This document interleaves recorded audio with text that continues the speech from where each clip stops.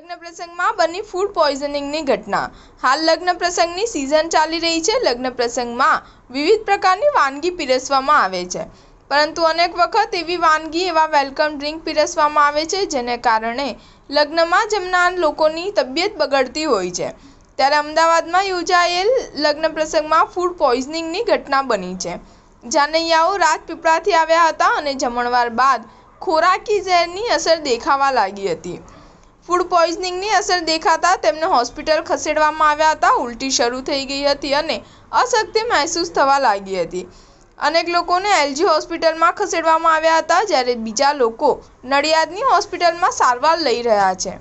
અમદાવાદના નિકોલ વિસ્તારમાં Vishala land park hotel and બેન્ક્વેટમાં લગ્ન પ્રસંગનું આયોજન કરવામાં આવ્યું હતું। આ ઘટના બાદ હોટલે પર તાળા મારી સંચાલક ફરાર થઈ ગયા છે। વ્યવસ્થિત ભોજન ન પીરસવાને કારણે અનેક વખત ફૂડ પોઈઝનિંગની ઘટના બનતી હોય છે।